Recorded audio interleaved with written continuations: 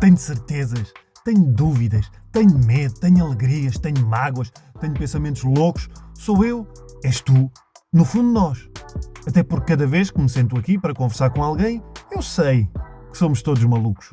Olá a todos, sejam bem-vindos a mais um podcast Somos Todos Malucos. Estão a ver-me, se estiverem no YouTube, estão a ver-me de cabelo curto. E se calhar no episódio antes eu estava de cabelo comprido, mas no episódio a seguir também posso estar de cabelo comprido, porque isto não quer dizer que necessariamente vá por uma ordem cronológica. Muito obrigado por estarem aí desse lado, por me acompanharem também no Spotify, no iTunes, no Chromecast, nas plataformas todas, pelos likes, pelas partilhas, sobretudo. E têm sido sessões muito interessantes, mas há pessoas que repetem estas sessões e há pessoas que repetem muito estas sessões. O convidado de hoje é Jesus, mas não é Cristo, é Gustavo. É o nosso psiquiatra Gustavo Jesus. Muito obrigado. Olá, Gustavo. Olá. Mais uma Quarta vez. temporada, Pois quarta é, vinda. Eu já nem sei que temporada é que é porque eu não as conto, mas é a quarta vez que Acho tu que é cá a quarta, vens. sim, é a quarta vez que cá vem. Não sei se já vi mais do que uma vez numa temporada só. Mas tenho sempre todo o gosto em vir, porque há sempre tanta coisa para dizer. Opa, tanta coisa para falar, e é verdade.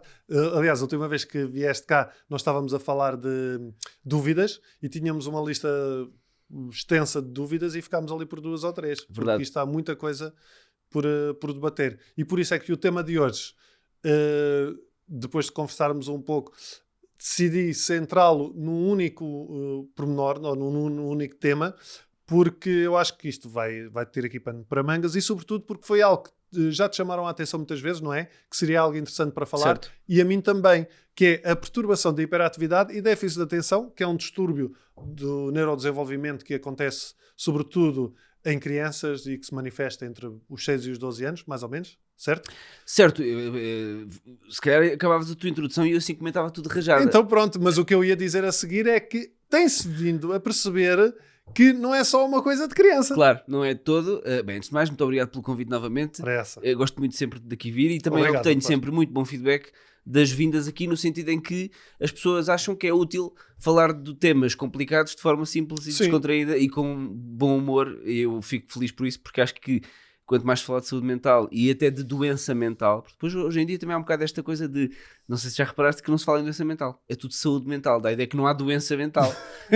Sim, Aliás, sim. uma das coisas que eu tenho dito muito nas redes sociais e que me preocupa um bocado é esta ideia de que se nós fizermos tudo bem, incluindo comer Não bem, temos doença fazer mental. exercício, apanhar luz, dormir bem, não há doença mental. Isso não é verdade, porque a doença mental vai continuar a existir. Aliás, esta que tu acabaste de falar é um típico exemplo. Mas de facto, das últimas vezes que eu cá vim, e mesmo quando tu perguntaste no Instagram o que é que querem que o psiquiatra fale desta vez, eu reparei que muita gente falava da PHDA, da E perturbação. o que é isto?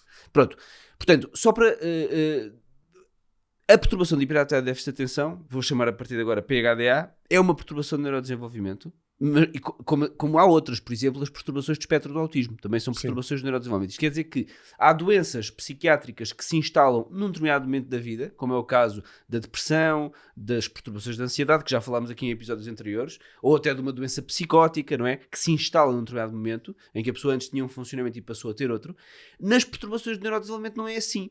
E por isso às vezes é mais difícil de detectar, porque na perturbação do neurodesenvolvimento há algo congénito que não funciona bem, ou seja, desde a nascença ok. e ao longo do desenvolvimento há características que se vão revelando, mas que não se instalam de uma vez. Sim, não Percebes o que eu é, quero dizer? sim, não é uma coisa que aparece de repente. De um momento para o outro. Vai-se- Não é uma coisa de um momento para o outro. Vai-se desenvolvendo com o próprio Isso, desenvolvimento. portanto, são manifestações que são características que se manifestam à medida que o desenvolvimento acontece. E estas perturbações, que globalmente são chamadas perturbações do neurodesenvolvimento, incluem as perturbações do espectro do autismo, outras perturbações do desenvolvimento e a perturbação de hiperatividade e déficit de atenção. Então, o que é especificamente a perturbação de hiperatividade e déficit de atenção? É um conjunto sindromático, vamos dizer assim, é um conjunto de sintomas que inclui principalmente, aliás, quem ler as classificações, já agora aqui um pequeno parênteses, as pessoas hoje em dia, as classificações de doenças mentais estão disponíveis, não é? E toda a gente pode ler o DSM. Sim. E depois as pessoas acham que, lendo o DSM, já estão aptas Estão a fazer para o fazer diagnóstico. diagnóstico. E Claro. isto não é verdade, não é? Porque há muitas roupagens dentro de um diagnóstico, não é? Sim. E por outro lado, também é engraçado, e isto é bastante verdade na PHDA, mas também noutras doenças, que as pessoas muito facilmente leem os critérios e dizem, eu tenho isto. E se tu reparares, de repente toda a gente tem. E isso não é verdade. Porque Sim, nem toda a gente tem. Porque isso depois também é perigoso porque se começa a banalizar. E por isso é que o autodiagnóstico é errado. Porque, na verdade, o autodiagnóstico não é possível. Porque fazer um diagnóstico, neste caso um diagnóstico médico, implica muito conhecimento. E implica também experiência. Sim. Porque depois as doenças manifestam-se de formas diferentes, dependendo do contexto, dependendo de outras coisas que existem também, não é? Porque uma perturbação do neurodesenvolvimento pode existir juntamente com outras manifestações. Mas já lá vamos. Sim. Portanto, PHDA, perturbação de hiperatividade e déficit de atenção. Já o próprio nome indica que que pode estar presente a hiperatividade e o déficit de atenção, que são duas coisas diferentes. Era o que eu ia dizer. Classicamente, pensava-se que tinham que estar as duas presentes ou que predominantemente estaria uma ou outra. Na verdade, isto é muito heterogéneo. Há pessoas em que a hiperatividade, que no fundo é a componente motora, ou seja, a pessoa é hiperativa fisicamente, é predominante. Há pessoas em que ela é predominante. Noutras pessoas é o déficit de atenção. O déficit de atenção, já agora, também é uma coisa que suscita muita dúvida. Aliás, nos jornais, sempre que alguém que não percebe nada do assunto faz um artigo sobre déficit de atenção, já deves ter ouvido falar que é isso no meu tempo não existia, com umas boas chapadas e o miúdo ficava bem. Sim, mas há miúdos que são só estúpidos. Mas gente estúpida também há na idade adulta, não é preciso ser miúdo, não é?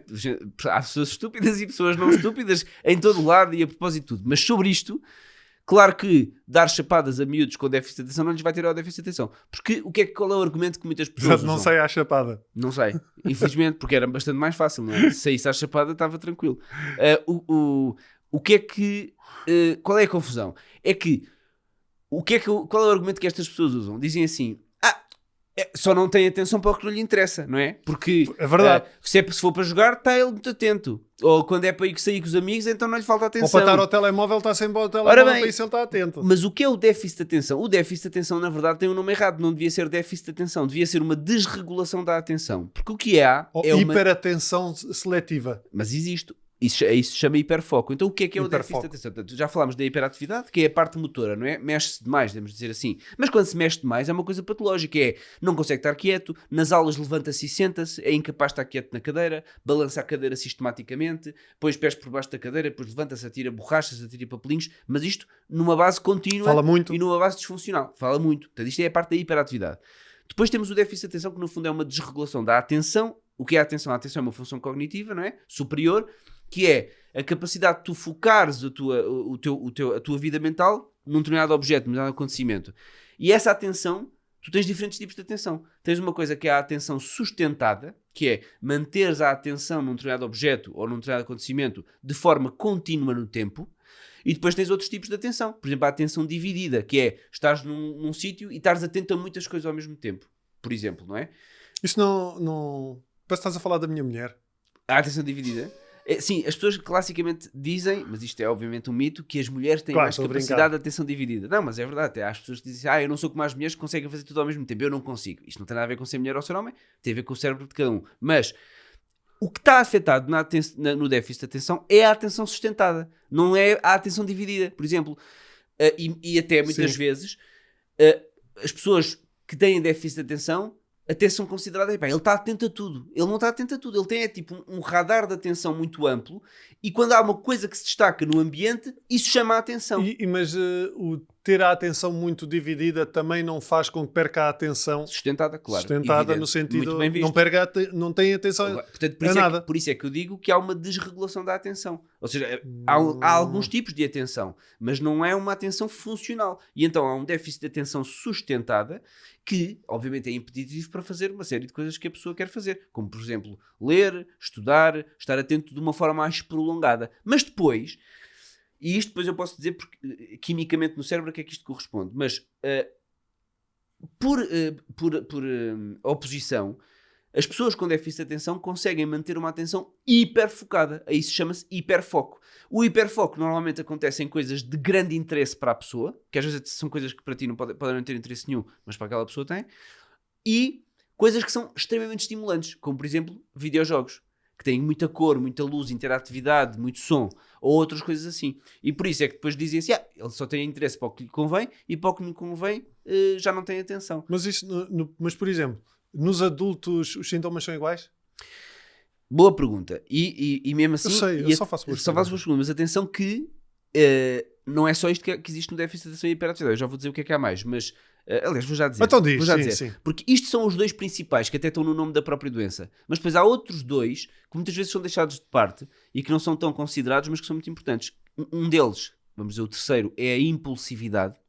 A impulsividade, que pode ser uma impulsividade comportamental agressiva ou verbal, pode se tornar agressiva dependendo do que coexistir. Portanto, nada é isolado no mundo, não é? Sim. Mas se uma criança ou um adulto que seja extremamente impulsivo, obviamente pode se tornar agressivo com outra facilidade de uma pessoa que não seja impulsiva. Sim. Mas não é porque Então, mas um a exemplo de impulsividade uma em si, criança. mas a impulsividade não é agressividade, não é sinónimo. Sim. estás a perceber? Então um exemplo de impulsividade na criança, por exemplo. Por exemplo, a definição geral é, no fundo, agir ou falar antes de pensar, sim. antes de ponderar nas consequências. Ou seja, por exemplo, olha, vou-te dar um exemplo. Há uma experiência clássica que é feita em crianças que é assim: dás um marshmallow a uma criança. Existem experiências, até quem quiser pesquisar no YouTube vai ver. Dás um marshmallow a uma criança e dizes assim: podes comer este marshmallow já, mas se conseguires esperar aqui nesta sala com este marshmallow durante meia hora, daqui a meia hora vão-te dar outro marshmallow e tu podes comer os 2 marshmallows.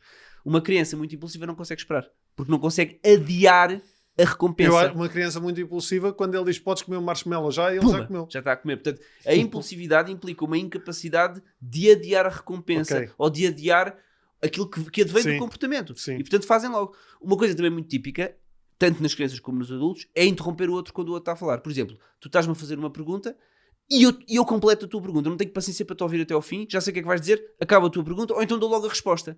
Ou, por exemplo, aquelas crianças que nas aulas são sempre os primeiros a responder. Ainda o professor está a formular a pergunta e já diz, isso era não sei o quê.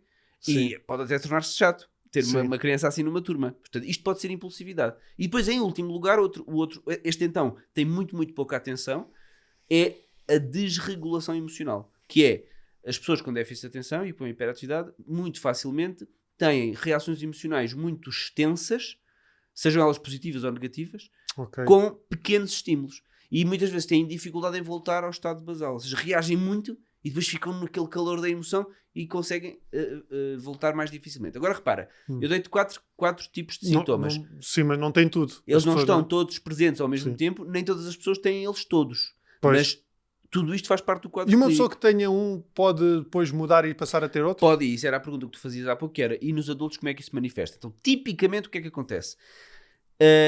Tipicamente, primeiro, o quadro entre homens e mulheres é diferente. Porque normalmente no sexo masculino há mais hiperatividade e menos no sexo feminino. No sexo feminino, normalmente, desde cedo, o predomínio é de déficit de atenção. Mas com o crescimento, a hiperatividade desaparece, na generalidade. Ou reduz a uma porque coisa é muito ajustada pequena. ao meio social. Isso será? Poderás pensar assim, mas existe uma explicação biológica para isso, que tem a ver com o próprio neurodesenvolvimento. Explico-te já de seguida o que é que acontece no cérebro nesta doença. Mas só para acabar, normalmente há uma diminuição da hiperatividade e fica apenas um resíduo. Por exemplo, tu podias ser em miúdo uma criança muito agitada, mexida, não consegue estar quieto, e depois no adulto é só uma pessoa que está sempre assim. Ou que está assim com a caneta. Ou uma pessoa que está sempre a mexer no cabelo. Ou uma pessoa que não consegue parar de ajeitar o colarinho. Ou que está, percebes? Isto é muito fácil de ver na consulta, quando as pessoas estão sentadas na consulta e não param quietas e as mãos estão sempre a mexer. Isto pode ficar um resquício. Normalmente o déficit de atenção é o que é mais permanente. Agora, também te posso dizer que nem todas as crianças com PHDA são adultos com PHDA. Ou seja, porquê? E vou explicar agora a questão do cérebro. No cérebro nós tens várias... Eu acho que já falei sobre como é que é o desenvolvimento do cérebro, já falei brevemente aqui nos outros episódios. Mas basicamente tu tens um cérebro mais reptiliano, digamos assim, mais primitivo, que é responsável pelas emoções, pelos impulsos, vamos dizer assim, pelo digamos, decidir que... Não é decidir, mas uma motivação para a ação. Sim. E depois tens a região mais frontal e pré-frontal, em que há regulação disso. Não há um controlo top-down, ou seja, há uma inibição do comportamento, uma inibição das emoções, uma regulação das emoções. No neurodesenvolvimento normalmente acontece sempre uma assimetria, ou seja, o cérebro mais primitivo desenvolve-se primeiro. Por isso é que, por natureza, os adolescentes são impulsivos. E, por natureza, os adolescentes são desregulados emocionalmente. E por isso é que são estúpidos na adolescência. Estúpido é uma palavra que tu estás a usar. Eu não sei. Estou, mas sim, é por isso que alguns Eu fui um bocado. sim, não ou seja, foste? Parvo, eu não, pronto. sim, Sem ser a estúpido. probabilidade do adolescente ser estúpido é estúpido no termo, no Sim. sentido Jocoso, impulsivo, jocoso, sim, não é- desregulado, não é- inapropriado, é maior. Porquê? Porque há mais cérebro primitivo a dar impulsos, a dar emoções, e o cérebro frontal... É a idade da parvoíce, é que a gente chama a idade da E parvoíce. porque o cérebro frontal ainda não está bem desenvolvido. Sim. Quando depois a pessoa avança na adolescência e início da idade adulta, o cérebro frontal já se desenvolve bem. O que é que acontece no cérebro frontal das pessoas com déficit de atenção? E Não não só. O desenvolvimento para já é um pouco atrasado no sentido em que leva mais Sim. tempo, e a regulação da transmissão da dopamina, agora não quero parecer muito técnico, mas a dopamina é um dos neurotransmissores do nosso cérebro, e o que se sabe é que a dopamina é responsável por muita coisa, incluindo para manter a atenção e para, por exemplo, ter prazer ou obter recompensa. Isto para explicar porque é que no déficit de atenção ou na PHDA também há outras coisas, como sendo maior tendência para comportamentos de risco, maior tendência para consumo de drogas, já vou explicar porquê. Mas há uma desregulação da dopamina em que tu tens assim no cérebro, vou simplificar, mas entre os neurónios que transmitem dopamina, há sempre alguma dopamina a ser transmitida. Esse estado de base, digamos assim, é a transmissão tónica da dopamina, ou seja, é aquela dopamina que está sempre a ser Sim. transmitida. Quando acontece alguma coisa que requeira o teu cérebro de tomar uma atitude, digamos assim, regular uma emoção, regular um Tu recebes comportamento, mais dopamina. dizer assim, não te levantes porque estás numa aula, não grites com o Sim. professor porque ele está a meio de uma explicação, o teu cérebro é obrigado a dizer assim, faz alguma coisa, ou não faças, go, no go. E aí tem uma transmissão de dopamina extra, que é a chamada transmissão fásica, ou seja, há um Portanto, e pico quem de tem, dopamina. quem tem o déficit de atenção não tem essa... Não, quem tem o déficit de atenção tem uma desregulação, em que a de base é muito baixa e quando tem um pico parece muito maior. Ou seja, porque como a de base não existe ou é muito baixa, Ok. quando há um pico... Ou o seja, pico é tem como muito tu teres efeito. um copo de água com pouca água e deitas água à bruta. Exato, é isso mesmo. transborda. E é por isso que as pessoas com PHDA têm necessidade de estímulos muito intensos, porque só isso é que vai dar origem a um pico de dopamina que vai dizer assim, isto foi recompensador. Porque no cérebro Faz sentido. mais primitivo tens lá uma Tu coisa até que percebes destas coisas. Qualquer coisita. Mas no circuito, há uma zona no Faz cérebro sentido. primitivo, que é o circuito da recompensa, que funciona muito à base de dopamina, em que isto também acontece. Portanto, acontece na parte frontal e a pessoa não consegue manter a atenção, mas consegue manter a atenção muito intensa se o estímulo for extremamente intenso. Sim. E na zona da recompensa a mesma coisa. Ou seja, tudo é um bocado entediante, em geral, a não ser que seja muito espetacular, e aí há muita dopamina a ser transmitida, e isto faz com que a pessoa fique, no fundo, com certos comportamentos muito reforçados. Ora bem, tu não perguntaste, mas eu digo-te já, consumo de drogas é Claro. uma coisa que dá um grande pico. Claro, Ora, pois, se dá um grande uns- pico, vai dizer... ou outros comportamentos de risco. Certamente. Portanto, por isso é que normalmente as pessoas com PHD já são impulsivas, não é? Portanto, ponderam menos. Portanto, põem-se mais em risco. E depois, se obtêm a recompensa desse risco, vão repeti-lo. E por isso está mais do que documentado que pessoas com PHDA têm muito mais probabilidade de desenvolver perturbações de uso de substâncias e de dependência de substâncias. Agora explica-me uma coisa. Há muita gente, muita criança, sobretudo nos anos 80 e 90, que não deve ter sido diagnosticada com nada. Pois há. Que eram só, lá está, o parvinho, o Sim. esquisito. E não é só nos anos 90 e nos anos 80. Ainda acontece Ainda muito. hoje isso Eu estou a dizer, acontece. e não estou a falar para trás, Sim, sequer. Já mas eu vou estou- explicar porquê. Porque tu tens, para já, Era um maniente, como não eu é? te digo, tu tens diferentes características, não é? Todas estas características no seu conjunto, na verdade, dão origem a miúdos muito diferentes. Sim. Normalmente, só procura ajuda quem é disfuncional. É óbvio, não é? Se as coisas estiverem a funcionar mais ou menos bem, as pessoas não procuram ajuda e não procuram diagnóstico. E depois, depende muito do contexto, porque há contextos que valorizam certas coisas e outros que não. Por exemplo, tens famílias ou meios sociais em que o desempenho académico é extremamente importante e é muito valorizado, e portanto se a pessoa não está a conseguir, porque é que ele estuda e não consegue ter as notas, não é? Há alturas em que, há famílias em que poderá, ou contextos em que poderá dizer assim, também eu só tive, a minha média foi X, portanto também deixa o miúdo estuda o que for preciso e tal. Noutros contextos isso é muito valorizado. A componente física, por exemplo, se houver um contexto de valorização da atividade física, em que a criança faça muito desporto, pode de certa maneira integrar a hiperatividade e passar um pouco mais despercebida a parte do déficit de atenção, embora quero que fique aqui bem claro outra coisa, que é outra coisa que estes artigos de opinião de pessoas que não percebem nada do assunto dizem muitas vezes, que é: então o problema é da sociedade, porque se a sociedade permitisse às crianças que andassem pela rua a fazer desporto todos os dias, então não havia hiperativos. Não, Parvoíce. porque isso tem a ver, lá está, é genético, tem uma regulação, uma E não é só desregulação. isso. E a questão é, na PHDA, o impacto é multicontexto, não é? O impacto, como eu expliquei, é um impacto emocional, é um impacto na atenção, portanto vai ter impacto E varia para cada um. na parte académica, vai ter impacto nas relações pessoais, vai ter impacto nos hobbies, até porque os miúdos e os adultos com déficit de atenção, normalmente, como eu expliquei, e já expliquei porquê, têm uma tendência para o tédio, portanto aborrecem-se com facilidade. Logo, são tipicamente aquelas pessoas que fizeram 10 hobbies em 2 anos, porque decidiram que iam para o ténis, porque o ténis era mesmo aquela coisa espetacular que eles iam fazer, compraram todo o equipamento, várias raquetes e ao fim do mês fartaram-se do ténis. Digam lá quantas pessoas, nos comentários, quantas pessoas vocês conhecem assim. E fartaram-se do ténis e mudaram para o judo e compraram o kimono e agora é que vai ser, porque judo é que é mesmo a minha cena. E um mês depois, ganda seca, agora vou para a música. Comprar um piano, obrigar os pais a gastar uma pipa de massa para comprar o piano e depois o piano está lá e nunca tocaram no piano. Pronto, isto é típico também nas pessoas com déficit de atenção. Também estou a identificar aí algumas coisas. Mas como já tu lá vês, vamos. ou seja, há muitos contextos diferentes em que a PHD se pode ou não tornar disfuncional. Agora, tu dizias há bocado que havia pessoas na infância que não eram diagnosticadas. Só para dizer o seguinte, estima-se que cerca de 7% das crianças tenham PHDA. Nem todas têm diagnóstico. E também te vou dizer, pronto, há alturas em que de facto não houve disfunção. Mas também depende da fase da vida em que a pessoa está, a exigência dessa fase pode revelar déficits que não eram valorizados. Por exemplo, e já vou-te explicar, que eu como psiquiatra de adultos vejo muito isso.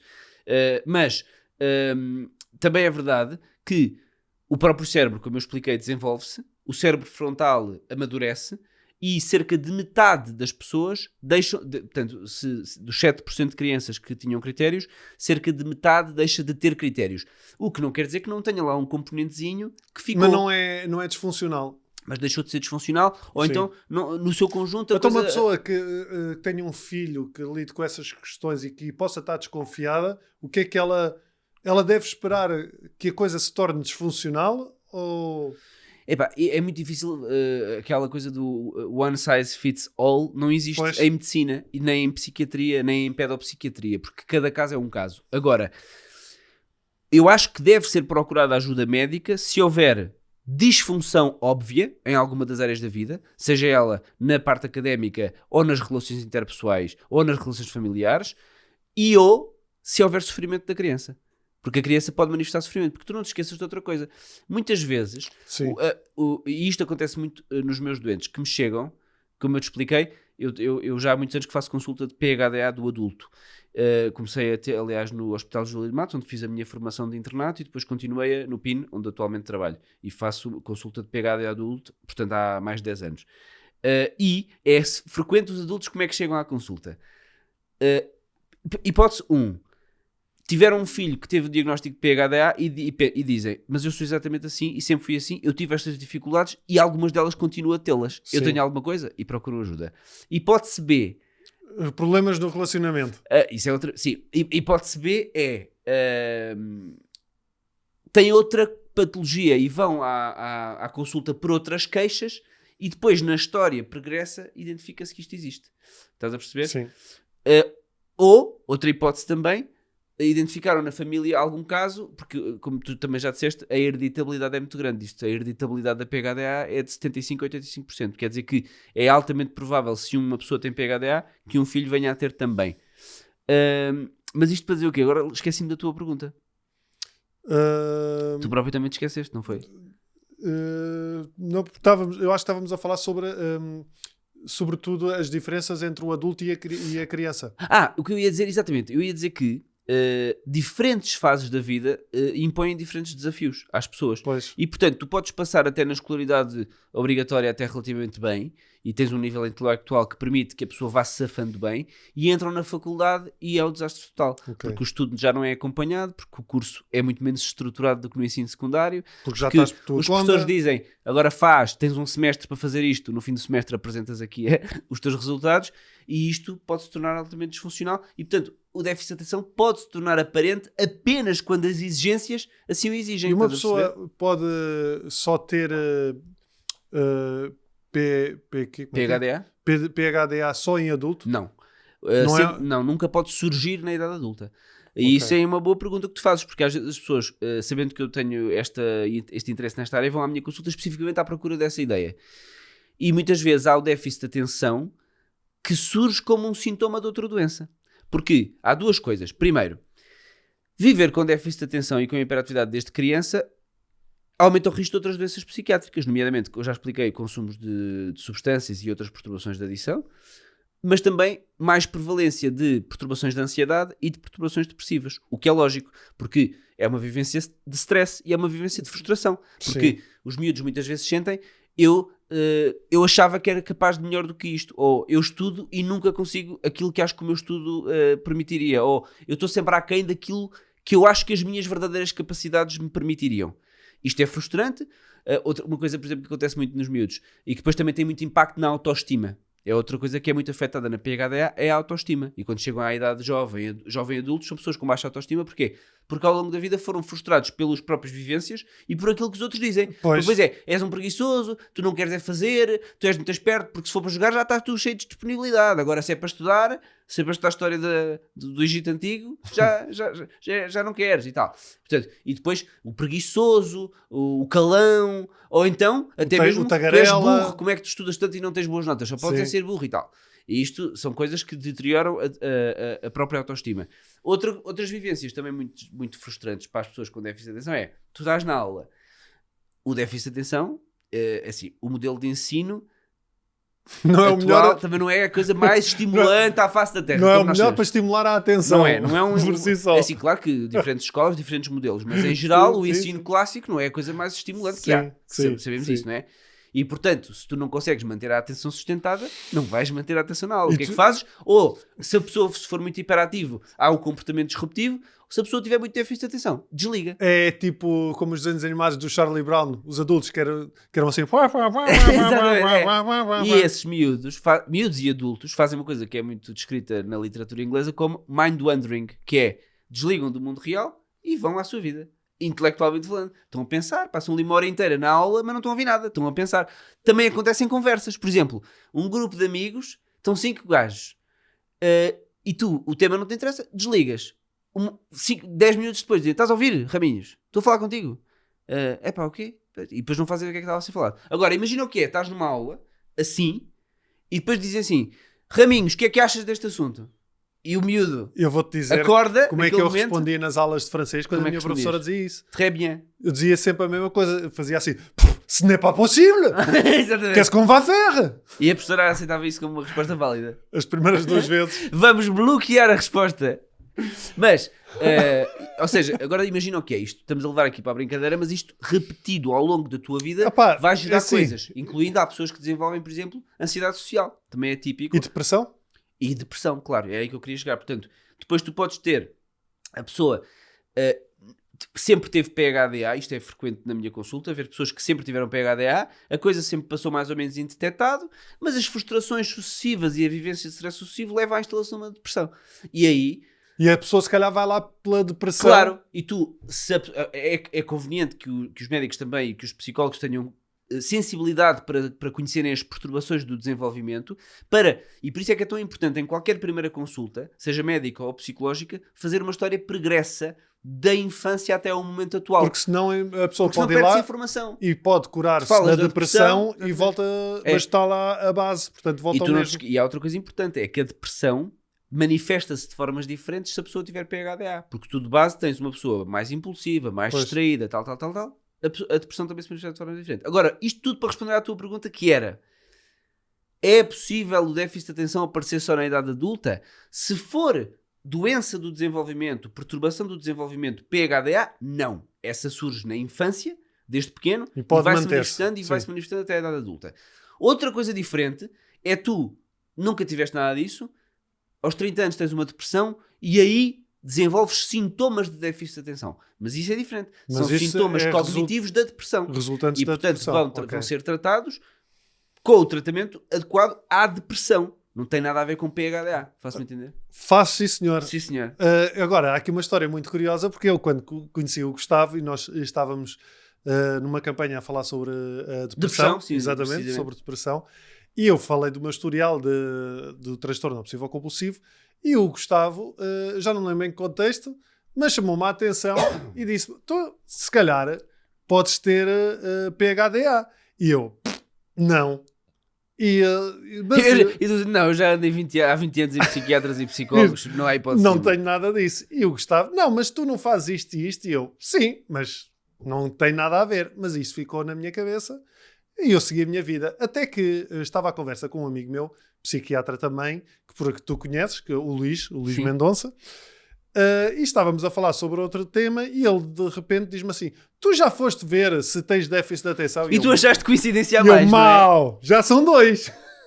E eu tive que ir a um terceiro, porque pensei, não vou ser consultado pelo Gustavo, nem pelo Por amigos, claro. por amigos. E falei com o meu psiquiatra mesmo e fiz os testes e tenho déficit Muito bem. PHDA, embora seja num registro leve. Livre, já, pronto. Mas há muitas coisas curiosas que eu hoje penso e que tu me Que terão resultados aí. não é só isso. Atitudes que eu tinha, por exemplo, eu tinha muito isso de desistir de desportos. Eu por exemplo, quer jogar basquete? Entrava numa equipa, fazia os treinos de captação e entrava. Mas depois desistia. Mas eu sempre associei isto também à falta de autoestima. Mas a falta de autoestima não é uma causa, é uma consequência. Mas era no sentido de os outros são melhores do que eu não vou conseguir e não sei o quê. Pronto, mas é provavelmente, tu já tinhas uma baixa autoestima, Pois. muito provavelmente porque já Eu tinhas acho é que tido se essa misturou experiência. E eu estou a Sim, falar sim, de ti sim. em abstrato, não é? Sim, sim. Podia estar a falar de ti ou de qualquer pessoa com déficit de atenção. Como ter PHDA leva a estas experiências muito precoces de frustração e de, como diria algumas pessoas da nossa classe política, de não conseguimento, não é?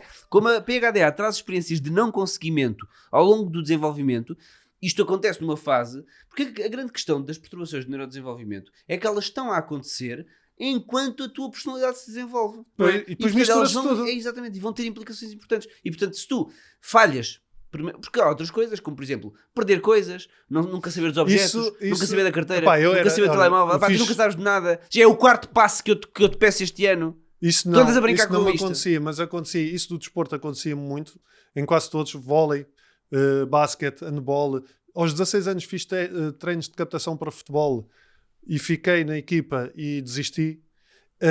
E hoje eu ainda sinto muito isso no desporto, apesar de fazer muito desporto. Se eu não tiver, ou, por exemplo, numa arte marcial, se eu não tiver um exame de graduação, Claro. se eu não tiver uma competição, não tenho vontade de treinar. Mas isso é muito engraçado o que tu estás a dizer, porque isso é um fato que eu ainda não tinha referido e que é muito relevante no diagnóstico, que é duas coisas. Mas isso é o estímulo. A procrastinação, Sim. que é muito, muito presente na PHDA, a procrastinação, precisamente porquê? Porque a procrastinação faz com que tu adies sucessivamente o que tens para fazer, porque não tens pressão para o fazer.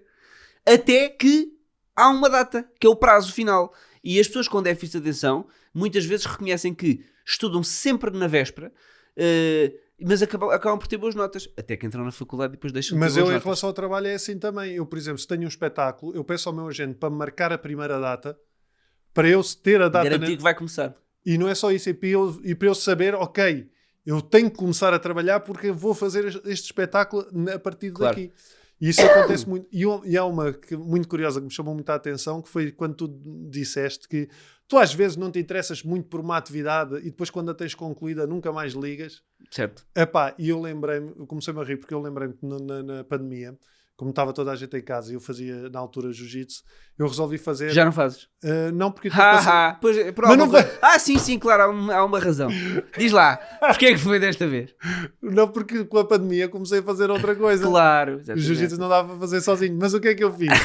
Eu resolvi fazer um boneco de jiu-jitsu Certo. para treinar jiu-jitsu em casa com o boneco. Um boneco em tamanho real. Então, pá, de ver tutoriais no YouTube Para fazer bonecos. para fazer bonecos. Pá, fiz um boneco espetacular. E depois Tive deixaste pai o boneco 3 lá. horas. Nunca usei o boneco. Claro, típico. Nunca Pronto, é usei o típico, boneco. isso é muito típico. Mas, Pronto, por exemplo, alguém está a ouvir isto e está a pensar, caraças, mas eu faço isto. Agora, até que ponto é que esta pessoa precisa de ajuda? depende, mais uma vez, do grau de disfunção e de sofrimento. Porque tu podes ter... Para já é assim, na idade adulta, sobretudo se o diagnóstico não foi feito na infância ou na adolescência e, portanto, não foi feito tratamento, a regra é que na idade adulta não existe só PHDA, existem outros sintomas. No Existe a ansiedade, Para existe a mim, depressão. há a perturbação obsessivo-compulsiva e Ora bem, e já também vai- é muito associada. Sim, não queria voltar a falar de ti, mas Sim, tu sim, conhecidamente falas muito sobre Sim. a POC. Às vezes, a POC é uma coisa, mas também pode haver apenas comportamentos obsessivos, comportamentos compulsivos de verificação que não constituem uma POC, mas que são compensatórios. Por exemplo, se tu és muito distraído, tu vais ter tendência para verificar mais vezes se a coisa ficou feita, porque Sim. já te esqueceste das... Por exemplo, eu tinha um doente meu que verificava sempre, tinha déficit de atenção e, portanto, esquecia-se muitas vezes do carro aberto. E então, muitas vezes, estacionava o carro, trancava o carro, ia-se embora, às vezes trancava mais do que uma vez, para garantir que tinha trancado, e ia-se embora, só que depois ia pelo caminho e pensava, será que eu tranquei o carro? E tinha que voltar. E houve um dia que disse, não, eu não vou voltar para trás. E não estava trancado. Não só não estava trancado, como tinha o porta-bagagens aberto e roubaram-lhe tudo o que estava no carro. Portanto, isto para dizer o quê? Realmente o déficit de atenção é lixado, porque tem consequências e depois pode dar origem a outros sintomas compensatórios, como sendo os sintomas obsessivos. Agora, a tua pergunta era sobre quem é que deve procurar ajuda. Deve procurar ajuda a pessoa que está em sofrimento psicológico ou que verifica disfunção na sua vida. Isto deve causar muita confusão nos casais. Porque, por exemplo, eu e a Catarina, eu em casa, sou acusado de esquecimento. Claro. De me esquecer de muitas coisas. Pá, e eu, às vezes, eu próprio ficava, lá está, frustrado e triste. Sem perceber porque é que aquilo acontecia. Opa, Do tipo, eu não ligo a coisas que são importantes. E não era muito nesse sentido. Às vezes eu ficava, fogo, porque é que eu me esqueci disto? Ou, graças, tenho sempre muita coisa para fazer. E desde que eu tive mais percepção depois já falamos da medicação, mas desde que eu tive mais a percepção do tema e a Catarina também, e até as miúdas, o relacionamento, não é que fosse mau, sempre mas esse particular parâmetro melhorou. Melhorou, Claro. porque há uma compreensão da outra pessoa, tipo, não te esqueças de fazer isto, não sei o quê. E se eu me esqueci, ok. Percebes porque é que aconteceu. Sim. E as miúdas é muito engraçado. A Maria Inês, que é de 10 anos, ela quando está a falar comigo, e ela fala muito. E eu Não ouves nada. quando começo a dispersar para o outro lado, Ela diz. ela faz-me assim, está a falar, e de repente faz-me assim. Portanto, o que só prova que toda a gente já tinha percebido que tu tinhas déficit de atenção, menos tu. Sim. E eu fui aconselhado a fazer essa medicação Ritalina, que é... Vista como um papão, não é? É um Ritalina, deixa os putos todos... Zombies. Certo. Pronto, isso é uma estupidez total. Essa frase que tu acabaste de dizer, que eu sei que não é tua, mas que é muito tipicamente dita. E eu acho muito importante desmistificar. Nós até já temos falado várias vezes de outras medicações, mas por acaso deste tipo de medicamento nunca falámos, que são aquilo que se chama os psicoestimulantes. Já agora, quem alguma vez... Há regras muito estranhas na prescrição farmacológica em Portugal. Por exemplo, não é nada difícil passar uma benzodiazepina. Qualquer pessoa pode passar benzodiazepinas. Benzodiazepinas é o Xanax, não posso dizer estes nomes, é o Alprazolam, é o Lorazepam, enfim, todas essas moléculas, que, atenção, não são nada assustadoras e são úteis no tratamento, nomeadamente da ansiedade ou da depressão numa determinada fase. Portanto, não vão ficar aqui as pessoas em pânico com as benzodiazepinas. As benzodiazepinas podem e devem ser usadas, mas sempre por períodos de tempo limitados e com o desmame programado, etc. E com aquilo que é prescrito. Agora, mas sabemos que, se usadas livremente fora da prescrição, aliás, houve um estudo recentemente que tem um dado que me preocupou, que foi avaliar o que é que mudou na saúde mental dos jovens portugueses nos últimos tempos. Aumentou uma percentagem brutal de miúdos a tomarem fármacos, mas o que mais me preocupou foi que 60% eram não prescritos. Ora, como é que é admissível que 60% dos miúdos que fazem medicamentos estejam a fazê-los sem prescrição médica? Isto é surreal, não é? Portanto, eu apelo a todas as mães e pais que foram buscar o Victan da avó para não o fazerem. A minha mãe, eu acho que já te contei isto ou não? Não sei. A minha mãe, quando eu estava na faculdade, e lá está, com insónias, crises de ansiedade, eu não dormia, eu ficava literalmente acordado até ir para a faculdade. A minha mãe chegava ao pé de mim assim, toma um Lexotan. Mas estás a ver, eu não percebo como é que as pessoas acham mais plausível fazer isso do que procurar uma consulta médica, não é? Porquê é que é mais fácil pegar no medicamento da idosa? Porque a minha mãe tomava, da avó, do Ivo. E como ela lhe fazia bem, pensava, ele também não lhe vai fazer mal. Agora, isto para dizer o quê? Para dizer da percepção de risco que as pessoas têm dos medicamentos é completamente distorcida. Portanto, a opinião pública é muito pouco fidedigna do ponto de vista da percepção do risco dos fármacos. Isto para dizer o quê? Para prescrever benzodiazepinas, qualquer médico pode prescrever, é facílimo, podes passar tudo isso. E muitas vezes, aliás, já vi, vais às farmácias, buscar o diazepam que já fazes há 30 anos e o farmacêutico até dispensa, até facilita. Se tu fores comprar Concerta ou Ritalina ou outro fármaco deste tipo, vais ter que dar o teu nome completo, a morada, o cartão de cidadão, a data de nascimento, quem é que prescreveu, porque é que foi Porque podes ser traficante? Porque é visto como um fármaco psicoestimulante, como se fosse uma droga. Quando os riscos são... Quer dizer, não existem riscos propriamente associados à utilização destes fármacos superiores, por exemplo, às benzodiazepinas. Porquê é que as benzodiazepinas são vendidas de forma tão fácil e para vender Ritalina, ainda por cima, é paradoxal?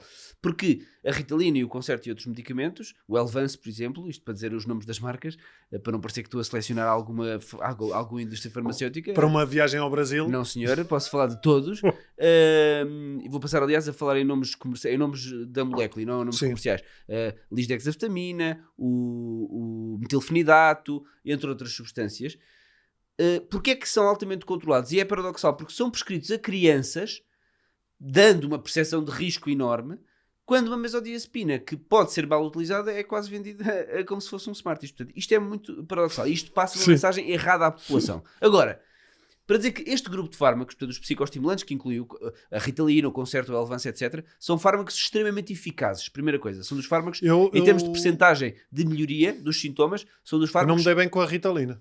Claro, mas há vários fármacos, precisamente... Agora eu experimentar outro, mas eu ainda não... Sim, mas até te vou dizer... Porque eu não quero tomar químicos.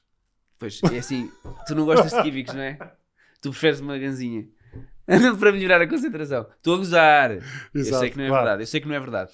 E já agora, as gazinhas pioram muito a concentração. Portanto, pessoas... Eu já te tinha explicado que pessoas com PHDA muito provavelmente vão aumentar o seu consumo, vão ter um consumo de substâncias mais provável e vão ficar adictos mais provavelmente. E vão ficar piores do déficit de atenção porque os canabinoides pioram a concentração. Mas voltando ao tema dos medicamentos, portanto, seja o Concerta, a Ritalina, o Elvance ou outros, são medicamentos que são extremamente eficazes. E qual é o grande medo que as pessoas têm? É o medo de dependência, não é? Portanto, a dependência é um dos medos que as pessoas têm. Devo dizer que o risco de dependência é baixo, atendendo a que os fármacos têm formulações de libertação prolongadas. Portanto, há a ideia que estes fármacos são tipo anfetaminas, não é? Mas não são. Pode até haver semelhanças químicas entre estes fármacos e as anfetaminas. Elas podem ser historicamente derivadas das anfetaminas, mas elas não são anfetaminas. Portanto, o perfil farmacodinâmico e farmacocinético não é o das anfetaminas. Isto quer dizer que as anfetaminas dão uma grande pedra e as pessoas ficam altamente viciadas porque aquilo tem uma semivida muito rápida e faz um efeito muito rápido e depois desaparece logo. Estes fármacos que eu estou a falar não têm este efeito. Têm ações prolongadas no tempo e têm um perfil de segurança elevado. Depois, os riscos, eu não vou falar aqui da prescrição em crianças, porque eu nem sequer sou médico de crianças, não é? Como sabes, vejo pessoas tendencialmente a partir dos 16 anos e sou psiquiatra de adultos. Mas a minha experiência é que os médicos de crianças são altamente cuidadosos e não prescrevem assim por dar cá aquela palha. Antes, pelo contrário. E as pessoas têm um bocado a ideia de que agora toda a gente prescreve estes medicamentos a todos os miúdos, para os miúdos estarem quietos. Ou para os miúdos ficarem parados e apáticos. E eu acho que isto não é verdade. Eu acho que a prescrição médica até... às vezes peca por pouca, no sentido em que as pessoas são muito cuidadosas e restringem bastante e só utilizam quando acham necessário. Isso das pessoas acharem que os putos ficam zombies... Isso é um mito. Vou-te explicar. Mas não será de exatamente verem uma mudança do comportamento, no sentido, o puto era super agitado e desconcentrado e de repente está sentado a fazer uma coisa qualquer. Pronto, mas a questão depois dizem, olha, o puto é um zombie. Sim, mas é importante dizer o seguinte. Primeiro, estes fármacos, todos estes, que são os psicoestimulantes, são medicamentos que fazem efeito no momento em que tu os tomas, e se tu deixares de os tomar, eles deixam de fazer efeito. Ou seja, não há ali nenhuma mudança da personalidade que o medicamento opere na pessoa. Depois, é muito importante pesar prós e contras da utilização do tratamento. Porque, e agora falando das crianças, que é onde se põe mais esta questão, porque assim, na idade adulta, a utilização é super segura e é muito isenta de efeitos adversos. Essa parte eu posso falar por experiência profissional, que a utilização destes fármacos na idade adulta é muito segura. E as pessoas têm que tomar sempre? Ou... Não necessariamente, já te vou explicar, porque há várias formas de tomar, mas no adulto isso nem sequer, acho que essa questão nem se coloca, digo eu. Mas nas crianças coloca-se, dá a ideia que estamos a drogar as crianças, coitadinhas, e elas vão ficar vítimas da indústria farmacêutica. Mas há que pesar prós e contras dos efeitos da medicação versus os efeitos da doença. Porque a questão de base aqui é que se desvaloriza os efeitos da doença. Ou seja, para estes opinion makers, em que chapadas resolveriam o problema, mostra ignorância e desconhecimento e desvalorização sobre os efeitos da própria perturbação. Porque E para a criança. Claro, para a criança. Sim. Ter perturbação de hiperatividade e déficit de atenção não vai só alterar a vida académica, embora isso seja importante. Portanto, deteriora a vida académica, deteriora as relações pessoais e familiares, deteriora a autoestima durante o desenvolvimento. Portanto, tem marcas, resulta em marcas que se podem tornar definitivas, negativas na personalidade do miúdo, certo? Na sua autoestima, na sua autoavaliação. Agora, claro que eu acho que não se deve medicar por dar cá aquela palha, como é evidente, mas quando se pesa prós e contras e se percebe que na criança e no adolescente a perturbação está a causar disfunção e sofrimento e que os efeitos a longo prazo provavelmente vão ser muito mais negativos do que não tratar, eu acho que parece-me óbvio que o tratamento é necessário. Além de que, muitas vezes, o tratamento, estamos a falar de tratamento farmacológico, já agora tu tens para a PHDA também tratamento farmacológico e tratamento psicoterapêutico, certo? Embora todas as guidelines mostrem que o tratamento farmacológico é o tratamento de primeira linha quando ele é necessário, ou seja, tu podes ter casos ligeiros em que medidas comportamentais e psicológicas são suficientes para mitigar a questão. Foi o que eu discuti com o meu psiquiatra, certo. quando eu lhe disse que a Ritalina a mim o que me fez foi causou-me muito mais ansiedade. Mas isso pode acontecer precisamente, já te vou explicar porquê. Mas até eu acho que a Ritalina foi mal escolhida, não quero estar a comentar o trabalho mas do ele meu disse, colega. ele quis... mas foi mal escolhida pelo pico plasmático, já te explico porquê. Mas, e depois eu expliquei, ok, nós parámos a medicação e ele ia sugerir outra e eu disse, por ser uma coisa, eu perguntei-lhe, mas é uma coisa muito presente, o déficit de atenção. É disfuncional? Não. Causa sofrimento? E então o que é que me permitiu um bocadinho ter mais consciência? Eu, por exemplo, estou no computador e de repente pego no telemóvel, eu hoje sei, oi, certo, e volto para o que estou a fazer. Só que isso que tu acabaste de fazer, muitas pessoas não conseguem fazer. Pois é, isso. E por isso é que tens de ver o grau de disfunção e o grau de sofrimento. A disfunção e o sofrimento é que vão decidir. Sim. Se houver disfunção e sofrimento... E só agora, desculpa, e é muito engraçado, como até um simples diagnóstico, no meu caso, que é um caso ligeiro, tu percebes a quantidade de vezes que eu estou ao computador e me distrai com merdas. É impressionante. Claro. E os tabs que tens abertos? São quantos? 20? Isso não. 30? Isso não. Mas, por exemplo, estou aqui e vou começar a escrever um texto. Escrevo 2 linhas, telemóvel. Não, tenho que vir para aqui. Nesse aqui, deixa eu ver o que é que está a dar no não sei. Claro. Pá, é muito curioso tu teres essa percepção. E por isso, é claro que tanto na infância como na idade adulta, as medidas comportamentais e as medidas psicoterapêuticas são muito importantes e são muito válidas. E claro que em muitas crianças, eu diria na maioria, primeiro tenta-se medidas comportamentais e medidas psicológicas. Agora, se verifica que essas medidas não são suficientes, não conseguem obter resultados positivos, acho que tem que se retirar um pouco o estigma que está associado a estes medicamentos, porque, inclusivamente, tu inicias o tratamento e o tratamento não é uma sentença de morte do tipo, vais ter que fazer este medicamento todo o resto da tua vida. Primeiro, como eu te expliquei, há neurodesenvolvimento e, portanto, tu, ao tratares a perturbação na infância e na adolescência, podes estar a condicionar positivamente o neurodesenvolvimento, de forma a que a pessoa chegue à idade adulta a funcionar muito melhor do que funcionaria e, portanto, a não necessitar mais de medicação, certo? Sim. Por outro lado, podes fazer medicação em períodos em que ela é necessária, ou podes fazê-la de forma contínua, porque, como te digo, depende das exigências externas. Sim, etc. se uma pessoa estiver de férias, não precisa tomar, por exemplo. Depende. Se sentir a...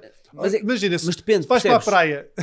Claro. Não preciso tomar, mas vou para um sítio, quero conhecer a cidade e tudo e mais alguma coisa. Tudo depende. Se calhar, é assim, cada um depois faz o seu... impossível fazer uma regra geral, mas agora, portanto, eu não, deixando aqui um pouco de lado a área das crianças, que não é a minha área, mas só para dizer que eu acho que é importante que o estigma desapareça, porque, só para dizer que estes medicamentos têm um perfil de efeitos adversos muito bom, e se a criança está a ficar apática ou zombie, alguma coisa está errada, não é suposto isso acontecer. Portanto, ou está numa dose demasiado alta, ou tem que trocar de medicamento.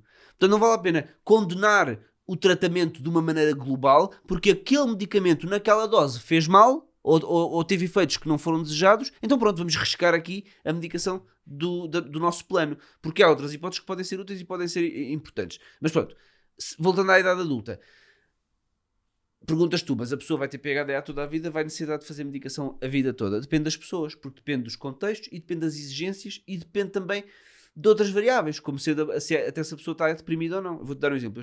Muitas vezes chega um adulto à minha consulta que tem PHDA, tem depressão. E, enquanto tem depressão, se a própria depressão piora os sintomas cognitivos e piora o déficit de atenção, claro que a PHDA vai piorar, vai se tornar mais disfuncional. Sim. Mas pode acontecer que tu trates a depressão e depois o déficit de atenção não se torne tão importante. E aí podes não precisar de medicação.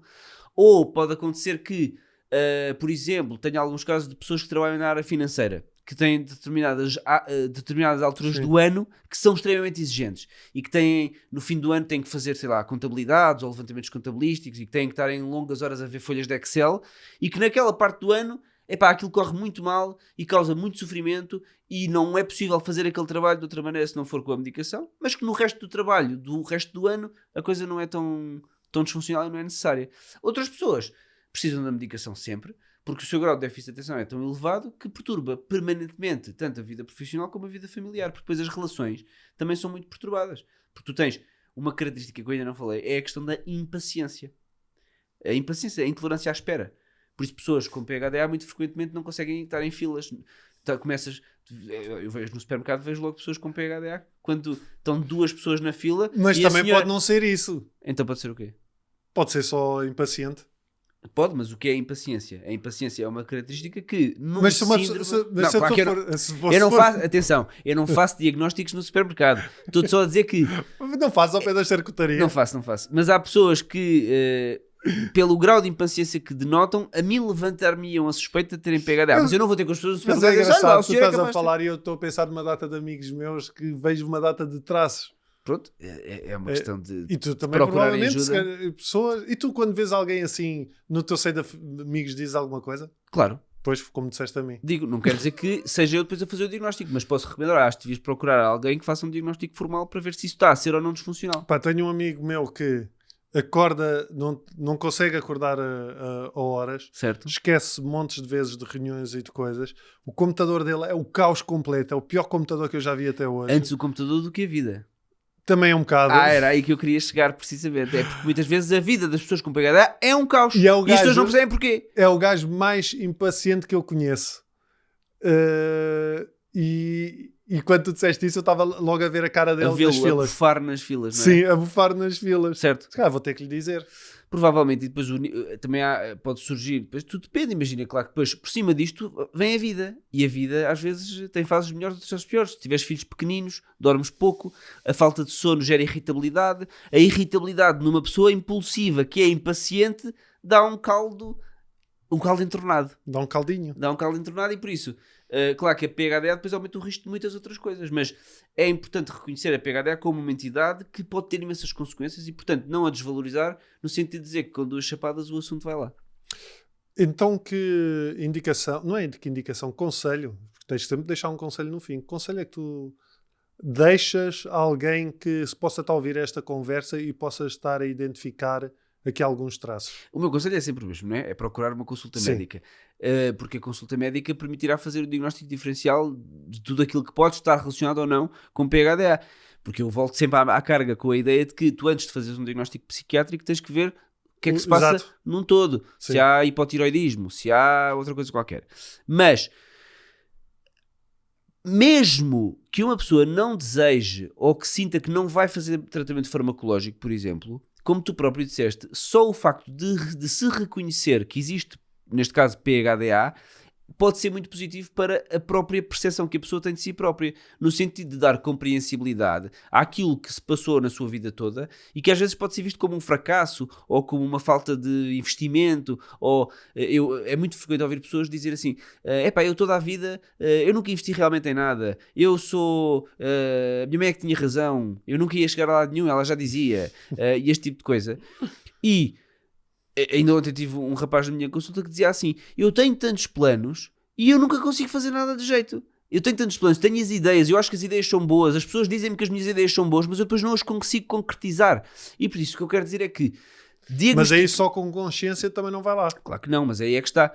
Tens que perceber o grau, não é? Ter um diagnóstico ajuda a compreender, ajuda a encaixar. Ok, então é por isto que eu mudei 7 vezes de desporto naquele ano. Ok, é por isto que eu já tive em 4 cursos superiores, porque isto é outra coisa típica, é entrar num curso superior, não é bem isto, aí vou para o outro, não é bem isto, e depois não acaba nenhum, e depois vai trabalhar, e depois muda de emprego, e aquilo não é bem aquilo que eu gosto. Porquê? Porque depois há aquela tendência para o tédio, e torna-se, o déficit de atenção torna-se disfuncional no desempenho das tarefas, e depois é uma bola de neve que leva depois a grande sofrimento. Por isso, ter um diagnóstico pode ajudar a compreender, logo pode ajudar a reconceptualizar a própria pessoa e o seu próprio funcionamento. E, se necessário, o tratamento também existe para melhorar muito a qualidade de vida e diminuir muito o sofrimento e a disfunção. É aí que eu funciono nessa. Foi exatamente a conversa que eu tive com o meu psiquiatra. Foi, eu para já não vou tomar, eu quero perceber até que ponto É que isto é disfuncional. é disfuncional. Claro, claro. Mas também, nenhum médico, creio eu, quer impingir medicamentos às pessoas.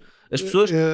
Foi exatamente o que aconteceu. E tantas vezes que isso me acontece, não é? Eu faço o diagnóstico. Nem diz aquele, você é que sabe. Não, claro que não. O diagnóstico é feito, a pessoa põe as hipóteses terapêuticas em cima da mesa. Agora, se o grau de disfunção for extremo, eu posso ser mais assertivo e dizer assim, olha, eu acho mesmo que faria sentido fazer a medicação, mas é óbvio que a pessoa é sempre livre de fazer ou não fazer, certo? E, portanto, isso está sempre em cima da mesa. Agora, eu acho que as pessoas têm que se livrar de estigmas e de preconceitos e de ver as coisas como elas são e de perceber, tenho ou não tenho este diagnóstico, isto causa ou não sofrimento e disfunção, eu devo ou não fazer tratamento e depois seguir vida. A única situação para mim, eu tipo no computador tenho muito essa noção nas conversas. O único sítio onde eu ainda me distraio muito é no sexo. Ah, sim? Distraio muito. Com Quando quê? dou por mim, estou ao telemóvel. Ah, sim? Isso não é nada prático. E provavelmente não é verdade. Aliás, vou-te dizer que... Estou ao telemóvel a filmar, pá! Mas com consentimento. É que não te esqueças que tudo isso tem que ser feito com consentimento. Mas sabes que isso é provavelmente mentira. Eu não sei, nem quero saber. Mas é mentira. Em teoria, vou-te já dizer porquê. Em abstrato é mentira. Porque o sexo é altamente estimulante. Exatamente. E, portanto, como é altamente estimulante, dá o quê? Hiperfoco. E quando a pessoa está em hiperfoco... Mas depois acaba e eu já não quero mais nada. Quero ir dormir. Mas como tu, deve ser 80% das pessoas, não é? Portanto, aí não é disfuncional, necessariamente. Olha, Gustavo, obrigado. Obrigado, eu. Pronto, cá voltarás. Espero que sim. Comecem já a escrever nos comentários qual é o próximo tema que querem que a gente fale. Porque não? Olha, porque não, exatamente. Escrevam nos primeiro, digam nos comentários aqui no YouTube se identificam com a conversa de hoje, se conhecem alguém com estes traços e que se calhar podem até sugerir este podcast para ver. E também que tema é que gostariam de ver aqui tratado pelo Gustavo numa próxima visita. Sabem que eu venho sempre aqui aos comentários.